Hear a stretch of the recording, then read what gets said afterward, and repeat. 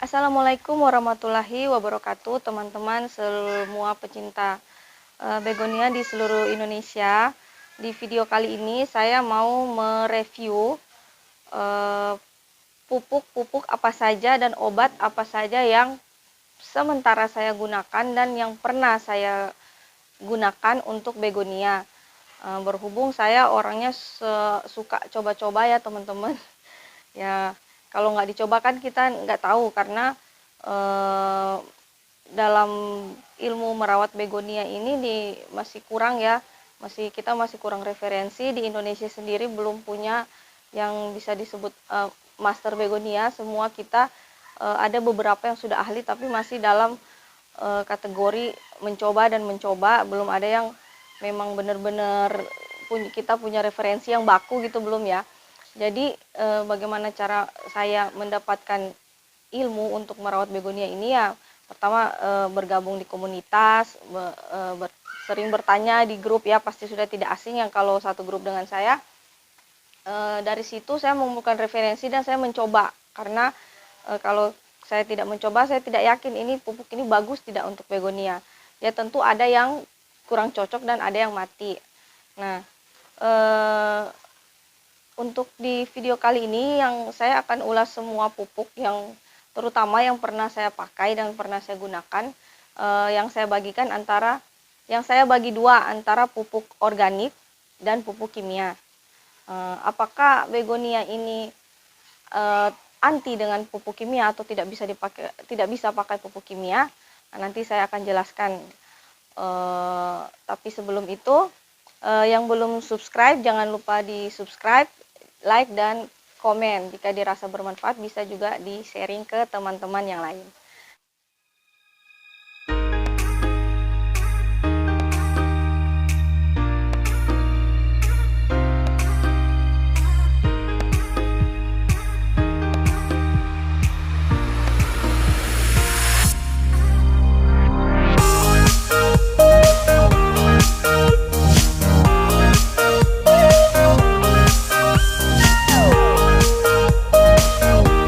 Teman, yang tadi itu sekilas adalah begonia yang saya rawat, dan ya hasilnya cukup memuaskan ya teman-teman.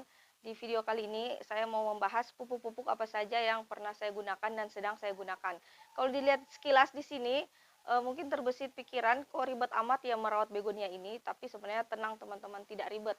Kalau kita sudah dapat feel-nya, sudah tahu ilmunya, eh, sebenarnya tidak begitu ribet. Walaupun di Indonesia ini sebenarnya belum ada yang bisa kita sebut master begonia ya, karena masih petani begonia sekalipun, atau bisa kita sebut pembudidaya begonia, masih mempelajari bagaimana sih begonia ini, baik dari metannya, pupuknya, pemeliharaannya, terutama yang rex, hybrid, dan yang begonia eksotik atau begonia yang di hutan ya.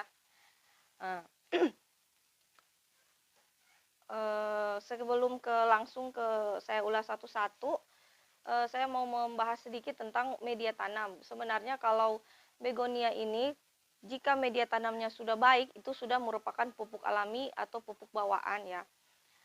Misalnya kita memakai media tanam, ada humus atau kompos, di situ kan sudah ada kandungan pupuknya, sudah ada unsur makro dan mikro yang dibutuhkan oleh begonia untuk bertumbuh. Kalau yang masih bingung metannya bisa nonton lagi channel saya. Nonton lagi video saya yang sebelumnya yang membahas tentang media tanam. Di situ ada saya membahas satu persatu media tanam begonia. Tetapi begonia ini sebenarnya paling bertumbuh dengan baik di metan apa saja ketika dia sudah bisa menyesuaikan diri. Sebenarnya karena dia makhluk hidup ya, dia punya kemampuan untuk menyesuaikan diri. Cuman ketika metannya kurang tepat, dia bisa hidup teman-teman, tetapi kurang maksimal. Kurang maksimal dalam arti warnanya kurang cerah, batangnya kurang kuat, daunnya kurang tebal, kurang maksimal.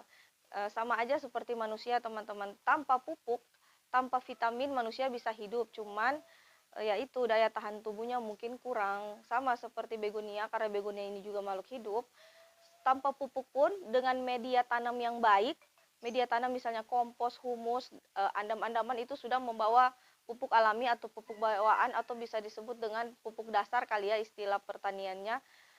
dia sudah bisa bertumbuh dengan baik. Tapi kalau kita mau dia lebih baik lagi, bisa lebih cepat besar, lebih cepat berkembang dalam waktu yang tidak selama jika kita tidak memakai pupuk, maka kita harus menambahkan pupuk.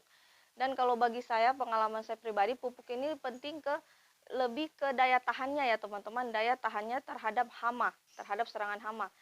Kan ada yang bilang, kan tapi kan ada anti hama. Ya benar, tapi kalau kita menggunakan pupuk, jadi begonia ini menjadi lebih tahan dengan serangan hama maupun serangan virus, serangan jamur, bakteri dan hama-hama lainnya. Nah, meskipun tetap kita dalam waktu-waktu tertentu tetap membutuhkan obat-obat untuk anti hama.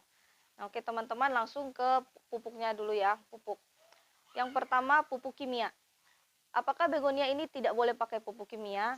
Sebenarnya tidak teman-teman. Begonia tidak anti dengan pupuk kimia, cuman ada syarat dan kriterianya, jangan sampai salah. Kenapa saya bilang begitu? Karena saya sudah mencoba. Begonia bisa dipakai pupuk kimia, bisa NPK biru yang udah, kalau teman-teman pecinta tanaman udah tahu ya, NPK, pupuk NPK, pupuk umum untuk semua tanaman. Cuman hati-hati teman-teman, tidak boleh yang kandungannya N-nya tinggi, kandungan nitrogennya tinggi. Jadi kalau mau pakai pupuk kimia, biasanya dia berupa butiran kayak gini ataupun kayak gini,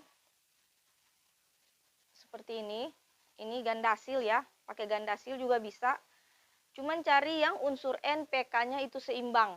Bisa unsurnya NPK-nya mutiara biru yang 15 15 15, artinya nitrogennya 15, fosfatnya 15 dan K-nya 15. Begitu juga, atau pakai pupuk slow release kayak Osmocote dan lain, itu boleh teman-teman. Pupuk slow release teman-teman, dia termasuk pupuk kimia kan, semacam Osmocote dan lain-lain, mereknya banyak tapi kandungannya sama. Itu begonia cocok, tetapi jangan yang unsurnya N-nya tinggi. Kenapa begonia tidak membutuhkan nitrogen yang tinggi? Karena begonia ini mirip bukan termasuk sukulen, tapi dia mirip dengan sukulen teman-teman, di mana daun sama batangnya itu kebanyakan air. Jadi unsur nitrogen ini sifatnya itu mempercepat pembusukan. Tapi dia butuh nitrogen, begonia butuh nitrogen unsur N, tetapi dalam jumlah yang sedikit. Makanya kalau menggunakan pupuk kimia, cari yang unsurnya seimbang, atau boleh juga yang P sama K-nya lebih tinggi, nggak masalah. Dia malah, kalau sudah saya coba sendiri, malah dia daunnya jadi lebih cerah kalau kita pakai misalnya gandasil B. Bisa pakai gandasil B, bisa pakai gandasil C dengan cara aplikasi di spraying ke daun. Sedangkan kalau yang slow release, nah ini saya mau tunjukkan teman-teman. Saya pernah menggunakan pupuk ini ya, karena tergiur dari seller yang menjual di grup, menunjukkan begonia segar-segar. Saya tidak mengklaim bahwa pupuk ini mungkin di saya tidak cocok, cuman saya sudah mencoba karena dia ini kandungan N-nya sangat tinggi. Jadi NPK-nya tidak seimbang. N-nya kalau nggak salah ini 32 apa 30, P sama K-nya itu kecil. Dan begonia saya ada kurang lebih 10 pot itu langsung lonyot ya teman-teman ketika saya menggunakan pupuk ini. Saya penasaran, saya cari referensinya ke teman-teman yang lebih senior, ke Google, ke macam-macam lah saya cari. Oh ternyata begonia ini nggak cocok dengan, tidak membutuhkan unsur nitrogen yang terlalu tinggi. Makanya kalau kita pakai media tanam juga yang nitrogennya sangat tinggi, apalagi begonia yang baru kita beli online, misalnya kita pakai kompos atau kotoran hewan, pupuk kotoran hewan yang sudah jadi tanah, itu bersifat nitrogennya sangat tinggi, makanya suka lonyot dan gagal yang begonia kita beli online teman-teman ya. Jadi sekali lagi kesimpulannya, begonia bisa kita gunakan pupuk kimia kalau yang tidak mau menggunakan pupuk organik, tetapi cari yang unsur NPK-nya seimbang. Mereknya bebas ya, bisa gandasil, bisa Osmocote, bisa NPK mutiara biru, yang pokoknya tapi yang kandungannya seimbang. Jangan sekali-kali menggunakan yang kandungan N-nya tinggi kalau tidak mau seperti saya yang mati ya banyak gara-gara ini. Nah teman-teman, waktu itu ketika banyak yang mati dan banyak yang masih bertahan, saya kan bingung. Sampai saya, kalau ada yang satu grup dengan saya, satu grup pecinta begonia di Begonia Indonesia, saya posting, ada nggak yang pernah mengalami ini nih, begonia saya lonyot. di situ saya ketemu dengan pertama kali saya berkenalan dengan pupuk organik. Pupuk organik ini direkomendasikan oleh teman saya, Mas Suki Organik ya, kalau nama Facebooknya Suki Organik.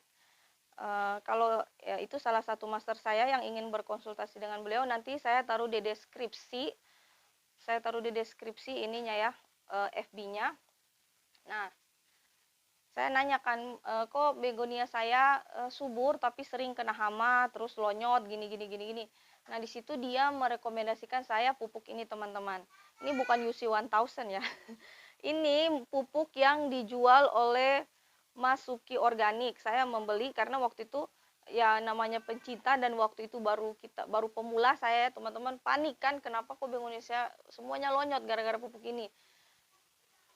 Dan sebagian kena hama. Nah, dia bilang, dia orang pertama yang menjelaskan pada saya bahwa begonia ini memang biarpun bisa tumbuh subur dengan media tanam yang baik, tapi dia tetap butuh pupuk. Salah satunya untuk agar dia lebih tahan dengan serangan hama, karena banyak hama yang suka dengan begonia ini, entah itu jamur, entah itu virus, entah bakteri, dan hama-hama lainnya yang berupa serangga ya, teman-teman, ulat dan teman-temannya. Dengan itu yang pertama kali saya berkenalan dengan yang namanya POC atau pupuk organik cair ya. Bermodal dengan nekat dan ya dari kalau kita tidak coba kita tidak tahu ya. Udah saya beli dan saya gunakan. Pupuk ini bisa kepoin Facebooknya Mas Suki Organik ya. Sangat bagus, teman-teman. Ini bukan saya rekomendasikan karena teman ya, ini karena saya memang sudah mencoba sendiri. Seperti ini hasilnya, teman-teman. Teman-teman, dari sitokinin, auksin, giberelin, karena saya pencinta begonia, saya bukan berhubung saya bukan petani, bukan juga dosen pertanian ya, teman-teman, saya kurang paham sih kandungan-kandungan itu. Yang jelas ini kandungannya lengkap. Ketika saya menggunakan pupuk ini, daunnya jadi tebal, dan alhamdulillah sudah sangat jarang terkena hama, teman-teman. Sudah sangat jarang terkena hama. Nah, cuman karena dasarnya saya orangnya suka coba-coba, saya juga mencoba pupuk yang ini. Masih sama sih, teman-teman, ini masih POC juga, pupuk organik cair. Kurang lebih kandungannya sama, cuman ini dari namanya guano. Guano ini kalau saya baca di deskripsi jualannya, ini kebetulan saya beli di Shopee. Ini hasil dari petani Bali ya, bisa untuk semua semua tanaman hias. Mengandung biofertilizer, aktivator, rhizobium, bacillus, trichoderma, CPT, gibberellin, auxina. Jadi teman-teman, begonia ini membutuhkan semua ini. Dia kalau kita mau memilih pupuk POC khususnya harus ada trichodermanya, CPT yaitu zat pengatur tumbuh buat akarnya, teman-teman. Jadi semua POC yang saya gunakan dia lebih ke aplikasinya ke akar. Jadi disiram ke akar. Disiram 1 gelas gitu, teman-teman, dia lebih menyerap ke akar, bukan ke daun kalau dari pengalaman saya. Kalau kita spraying ke daun dia kurang efektif karena dia lebih ke akar. Ini juga bagus sih, teman-teman. Cuman kalau dihitung efektivitasnya masih lebih efektif yang punya Mas Suki Organik. Ini dia buat sendiri, belum punya label seperti ini, tapi bagus, bisa dikepoin di FB-nya kalau mau cari tahu bahan-bahannya. Hampir sama sih, punya CPT juga. CPT ini zat pengatur tumbuh ya, teman-teman, ada di, kalau yang paling sederhana ada di kulit dan di daging bawang merah. Nah, pupuk selanjutnya yang lagi saya gunakan sekarang, teman-teman, atas rekomendasi teman ya. Pupuk ini. Masih pupuk organik cair juga. Kenapa organik ya? Karena dari pengalaman saya memang begonia ini sebaiknya ke pupuk top G2. Ini kehalang barcode-nya sih ya. Ini, teman-teman. Pupuk G2. Ini sama, mengandung pembenah tanah, pupuk organik bioteknologi, mengandung gibberellin. Gibberellin ini yang membuat daunnya besar-besar dan berwarna cerah dan batangnya kuat, teman-teman. mengandung seatin. Seatin ini mirip, kalau tidak salah mirip dengan CPT. Begonia ini sangat butuh CPT saat mengatur tumbuh karena akarnya berbentuk serabut. Kemudian mengandung hara, makro, dan 17 asam amino. Ini teman-teman. Ini rekomendasi dari dari Bang siapa? Rendra Yus Perdana kalau FB-nya. Kalau yang mau konsultasi, semua master saya itu akan saya taruh di deskripsi ya, FB-nya bisa konsultasi langsung. Ini bagus juga teman-teman, benar, daunnya jadi lebar, jadi cepat besar, akarnya ini sama aplikasinya ke akar. Jadi disiram ke akar, cara penggunaannya ada di labelnya, langsung ke akar, kurang cocok untuk aplikasi ke daun, kurang cocok ya teman-teman. Nah, untuk pupuk aplikasi ke daun saya gunakan ini, Gandasil B atau Gandasil D atau Gandasil B, dua-duanya sama teman-teman, bisa. Ini kita spraying ke daun di jam 9 sampai jam 10 pagi. Kenapa tidak boleh di bawah jam 9 dan tidak boleh di atas jam 10 pagi? Karena di saat jam 9 sampai jam 10 pagi, stomata daun dari begonia ini terbuka teman-teman. Jadi di saat kita mengaplikasikan pupuk dari daun, pupuk daun, bisa disebut ini pupuk daun, dia benar-benar keserap. Kalau teman-teman spraynya di atas jam itu atau di bawah jam itu percuma, karena dia menguap. Dia menguap, tidak terserap ke tanaman, tidak terserap ke tanaman itu sendiri. Nah, jadi kesimpulannya untuk akar saya menggunakan POC, dan untuk pupuk daun saya lebih menggunakan ke Gandasil, ke kimia. Bisa grow more, tapi sekali lagi yang kandungannya seimbang, jangan yang N-nya terlalu tinggi ya teman-teman. Amannya dia seimbang. Ini bisa membuat warnanya menjadi cerah, walaupun tidak, untuk kita yang berada di MDPL sedang, ini bisa kita gunakan untuk mencerahkan warnanya, walaupun tidak bisa secerah seperti teman-teman yang tinggal di dataran tinggi atau di MDPL tinggi ya, yang cuacanya, suhunya dingin. Kemudian kita ke pembahasan selanjutnya, yaitu ke obat-obat, anti hama lah ya, anti hama yang saya gunakan. Sepanjang saya mempelajari begonia ini, menjadi pencinta begonia, saya menggunakan baru 3 ini teman yang pernah saya coba ya. Tapi saya lebih prefer ke organik. Saya senang yang organik sih, soalnya lebih dia kalau organik itu, kalau apalagi ke yang tanah, aplikasinya harus ke akar, ke tanah, dia tidak membuat tanah ini cepat padat. Kalau pupuk kimia yang kita aplikasikan ke tanah, lebih cepat padat teman-teman. Jadi saya lebih prefer ke POC atau pupuk organik cair untuk aplikasi ke bagian akar. Kecuali untuk yang kimia bisa untuk ke aplikasi bagian daun atau pupuk daun bisa menggunakan yang kimia. Sangat bagus ke begonia. Tetapi untuk kimia yang kayak slow release itu cari yang kandungan seimbang, jangan berani-berani pakai yang N-nya tinggi ya. Kembali ke laptop, ke anti hama, obat yang saya gunakan untuk begonia, saya gunakan ini teman-teman, ini PEVOK. PEVOK ini singkatan ya teman-teman, jadi P-nya ini pestisida, hanya herbisida. Herbisida itu hampir sama dengan insektisida. Fungisida, organik cair. Ini juga ada di Shopee ya. Ini bagus banget ya teman-teman. Dia anti hama semua. Tunggu saya baca ya, soalnya banyak banget. Kalau di botolnya tidak ditulis lengkap. Dia Kalau ini bukan rekomendasi siapa-siapa, ini saya temukan sendiri saking saya stresnya. Setiap hari kan cukup repot ya, kalau setiap hari kita harus mengecek. Setiap hari pasti ada ulatnya, ada siput atau wareng dan segala macam. Ini saya cari sendiri dan saya temukan, kemudian saya coba dan sangat bagus. Alhamdulillah. Masih ada sih ulat teman, tapi jarang. Itu pun cuma satu-satu ya. Dia bekerja sebagai racun hama, racun perut. Jadi dia merusak jaringan tubuh si hama ini, si ulat ini, dan membuat ulat ini tidak nafsu makan, sehingga akan perlahan-lahan mati. Cuman tetap lebih bagus ke pencegahan kalau hama teman-teman. Untuk pencegahan. Jadi untuk pencegahan setiap minggu saya spraying pakai ini. Sama di jam 9 sampai jam 10 pagi. Kalau yang untuk pupuk daun saya spraynya karena dia kimia ya, saya spraynya 1 bulan 1 kali. Kalau yang untuk pupuk organik cair saya pakainya sesuai sesuai petunjuk penggunaannya. Rata-rata sih kalau POC 1 minggu atau 2 minggu sekali, teman-teman. Sama dengan jadwal siram. Jadi hari ini saya tidak bisa membuat video aplikasi karena hari ini belum jadwal siramnya, teman-teman. Nanti akan saya buat aplikasinya ketika bersamaan dengan jadwal siram. Ini saya baca aja ya. Dia untuk lalat buah, semut, belalang, penggorok daun, tunggro, kutu putih atau kutu kebul ya, yang suka hobi, doyan banget sama begonia. Kutu daun, waring hijau, dan semua hama-hama lainnya.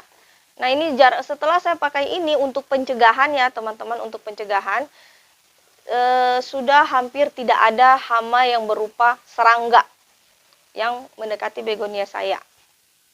Cuman kekurangannya dia fungisidanya kurang bekerja, teman-teman. Dia lebih ke pestisida, sama biarpun dia mengklaim dia ada fungisidanya, cuman dari pengalaman saya tetap masih, kalau udara lagi lembab, misalnya curah hujan tinggi, lagi musim hujan, tetap masih bisa terserang jamur. Jadi tetap saya menyetok ini, teman-teman. Ya, kalau ini sudah viral ya, udah terkenal banget, semua pencinta tanaman mau pemula juga udah tahu ya, Antrakol. Mau tidak mau tetap kita harus menyetok lah, minimal ya, menyetok ini biarpun ini kimia, karena ada saat-saat tertentu serangan jamur itu begitu masif ya, teman-teman. Misalnya di saat musim hujan, yang dia kalau pakai organik kurang mempan, teman-teman, kurang kuat jika serangannya terlalu masif. Makanya kita harus menggunakan ini. Ini saya gunakan hanya 2 minggu atau 3 minggu atau sebulan sekali, tapi rutin teman-teman, sebulan sekali. Misalnya paginya saya spraying ini, besoknya atau sorenya saya spraynya pupuk daun gitu, atau pupuk daun pagi, ini yang sore gitu. Begitu cara aplikasinya. Nanti saya buat video aplikasinya biar lebih jelas. Untuk yang lebih bagus lagi yang ini, teman-teman. Ini kimia sih, cuman kita nggak bisa lari juga dari kimia kalau memang serangan hamanya, terutama virus. Serangan virus sampai sekarang biarpun sudah gunakan ini ya, masih ada begonia saya yang terserang virus, teman-teman. Virus itu ciri-cirinya batangnya tegak tapi daunnya lama-lama jadi tipis seperti tisu, layu. Lama-lama copot sendiri. Ketika kita bongkar medianya tidak ada hama, teman-teman, bersih, bagus, akarnya bagus. Tapi daunnya seperti itu, lama-lama juga kena ke batang dan ke akar, lama-lama mati. Itu virus, teman-teman. Jadi ya mau tidak mau harus pakai antivirus. Saya belum menemukan antivirus yang organik, jadi tetap harus menyetok yang kimia. Anti German Plus, kalau pencinta aglonema ini nggak asing ya, ini bagus banget. Cuman ya itu, kalau kimia ke begonia jangan, aplikasinya tidak boleh terlalu sering. Ini saya gunakan 1-2 bulan sekali lewat spraying daun. Nah, oke teman-teman, tidak sebanyak itu ya. Bisa kita misalnya gunakan ini pupuk, ini di stok aja pupuk, misalnya gunakan yang ini aja, atau yang dari Masuki organik. Bagus semuanya, satu aja yang dipakai. Saya cuma memang orangnya senang mencoba. Kalau ini untuk pupuk daun, untuk mencerahkan warna. Jadi tidak sebanyak ini, kalau mau sedia sebanyak ini juga lebih bagus. Oke. Untuk video kali ini sampai di sini dulu ya, teman-teman. Nanti untuk aplikasinya pasti saya akan bikin videonya lagi di saat jadwal penyiraman. Untuk memudahkan teman-teman, ini semuanya rata-rata kalau kita di kota besar bisa dicari di toko-toko pertanian. Tapi untuk lebih memudahkan lagi, nanti akan saya kasih link Shopee-nya di deskripsi ya. Lengkap ini di Shopee ya. Rata-rata kan sekarang udah pakai HP pintar, tinggal dipesan, tinggal langsung datang ke rumah masing-masing. Jadi tidak sulit seperti dulu. Nah, demikian teman-teman, ini review ulasan saya mengenai pupuk dan obat yang saya pernah dan sedang saya gunakan. Semoga bermanfaat. Sekali lagi jangan lupa yang belum subscribe, di subscribe, di like, dan di komen. Terima kasih. Selamat siang. Salam satu hobi. Yeah.